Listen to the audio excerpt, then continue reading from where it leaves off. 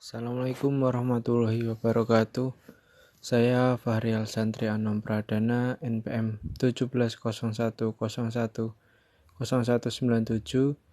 akan mempresentasikan tentang negosiasi internasional dan lintas budaya. Selanjutnya, negosiasi internasional, seni dan sains. Negosiasi merupakan seni sekaligus sains atau ilmu pasti adalah pemikiran yang valid terutama di level lintas budaya atau level internasional. Ilmu negosiasi memberikan bukti-bukti penelitian untuk mendukung tren luas yang seringkali, namun tidak selalu, terjadi selama negosiasi. Terdapat dua implikasi dari tingkat kompleksitas terhadap negosiasi lintas budaya dan internasional. Pertama, menyajikan model dan sudut pandang mengenai negosiasi lintas budaya. Yang kedua, kompleksitas negosiasi lintas budaya adalah kecenderungan negosiator untuk memperkecil jumlah variasi dalam satu budaya atau within culture variation.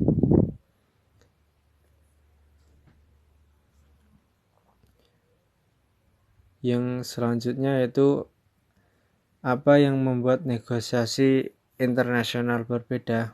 Yang pertama, konteks lingkungan.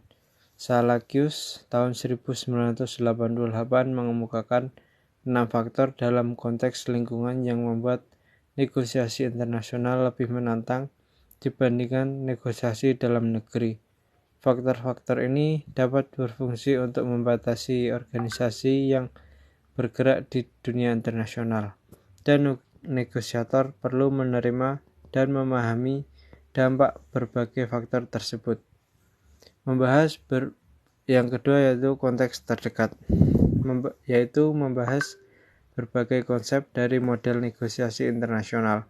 Patak dan Habib tahun 1996 yang menekankan bahwa konteks terdekat memiliki pengaruh penting terhadap negosiasi. Selanjutnya, konteks lingkungan. Yang pertama yaitu pluralisme. Berbagai perusahaan yang melaksanakan usahanya di berbagai negara bekerja dengan beragam sistem hukum dan politik yang berbeda-beda. Mungkin terdapat implikasi pajak yang harus dibayarkan oleh perusahaan, terdapat aturan yang standar yang harus dipenuhi, dan berbagai aturan hukum, kontrak, dan standar penerapan. Pertimbangan politik mungkin meningkatkan atau mengurangi negosiasi usaha di berbagai negara pada waktu berbeda. Yang kedua, ekonomi internasional. Nilai tukar mata uang tingkat internasional pasti mengalami fluktuasi, dan faktor ini harus dipertimbangkan saat memperoleh negosiasi di berbagai negara. Kesepakatan ini akan menggunakan mata uang negara mana resiko yang ditanggung umumnya lebih besar bagi pihak yang harus membayar dalam mata uang negara lain. Semakin tidak stabil nilai tukar mata uang, semakin besar pula risiko bagi kedua belah pihak. Yang ketiga, pemerintah dan birokrasi asing. Berbagai negara memiliki perbedaan dalam hal sejauh mana pemerintah mengatur industri dan perusahaan di negara tersebut. Perusahaan-perusahaan di Amerika Serikat relatif bebas dari campur tangan pemerintah, meski sejumlah industri diatur dengan lebih ketat daripada bidang industri lain. Misalnya, industri energi listrik, industri pertahanan keamanan, dan sejumlah negara bagian memiliki peraturan lingkungan yang lebih ketat dan negara bagian lain. Yang keempat, ketidakstabilan. Ketidakstabilan memiliki banyak bentuk format termasuk kurangnya sumber daya yang umum diharapkan oleh orang Amerika dalam menegosiasi usaha, seperti kertas, listrik, komputer, kurangnya barang dan jasa lain seperti makanan, transportasi yang dapat diandalkan, air bersih, dan ketidakstabilan politik seperti kudeta, perubahan kebijakan pemerintah secara tiba-tiba, devaluasi mata uang. Yang kelima, ideologi. Negosiasi di Amerika Serikat umumnya memiliki ideologi yang sama mengenai manfaat individualisme dan kapitalisme. Warga Amerika sangat meyakini hak individu, superioritas investasi swasta, dan pentingnya mendapatkan keuntungan dari usaha mereka. Yang keenam, budaya. Orang-orang dari budaya yang berbeda seperti melakukan negosiasi dengan cara yang berbeda pula. Selain bersikap dengan cara yang berbeda, orang-orang dari budaya yang berbeda juga mungkin menafsirkan proses-proses mendasar negosiasi secara berbeda. Asal faktor yang apa dapat dinegosiasikan dan tujuan negosiasi. Yang ketujuh, pemegang saham eksternal. Pemegang saham eksternal atau external stakeholder sebagai berbagai seorang dan organisasi yang memiliki kepentingan atau saham dalam hasil negosiasi tersebut. Para pemegang saham ini mencakup asosiasi pengusaha, persatuan buruh, kedutaan besar, dan asosiasi industri, serta banyak lagi. Selanjutnya yaitu konteks terdekat.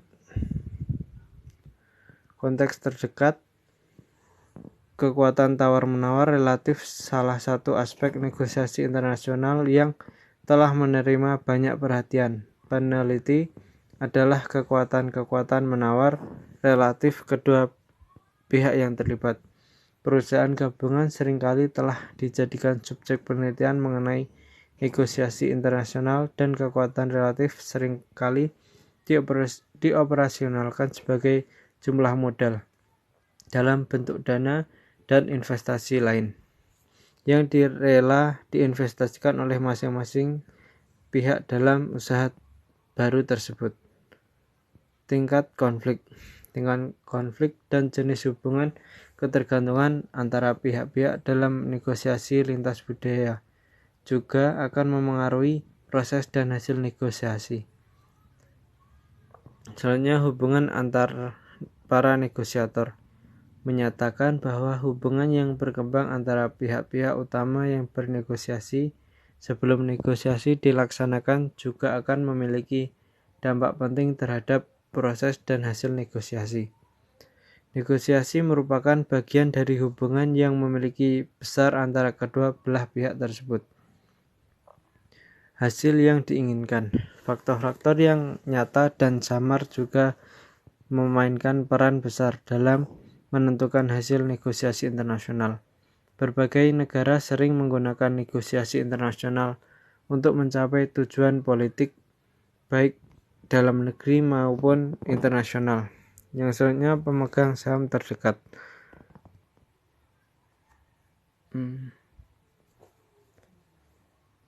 Mengonseptualisasi budaya dan negosiasi. Ada dua aspek budaya yang mencerminkan konseptualisasi budaya dan negosiasi. Budaya dapat dipahami fenomena level grup yang berarti masyarakat dengan berbagai kepercayaan.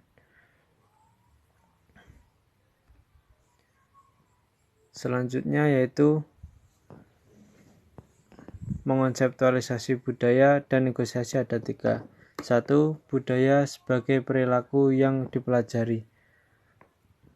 Memahami dampak budaya mendokumentasi perilaku negosiasi sistematis orang-orang dari berbagai budaya. Yang kedua, budaya sebagai nilai bersama. Mengonseptualisasi budaya berkonsentrasi pada pemahaman nilai dan norma umum, dan kemudian menyusun sebuah model bagaimana berbagai norma dan nilai. Yang ketiga, model memengaruhi hot state. Yang selanjutnya yaitu perspektif sebagaimana daya dapat memengaruhi proses negosiasi. Yang pertama, perspektif praktis. Yang kedua, perspektif peneliti. Contoh studi kasus negosiasi penarikan nuklir dan rudal Korea Utara dan Amerika Serikat. Kerjasama atau aliansi antar negara tentunya menjadi hal yang penting dalam suatu hubungan internasional. Kerjasama internasional bukan hanya dilakukan untuk saling tukar informasi atau saling membantu saat mengalami kesulitan, namun juga diperlukan untuk memajukan antar negara tersebut. Cukup.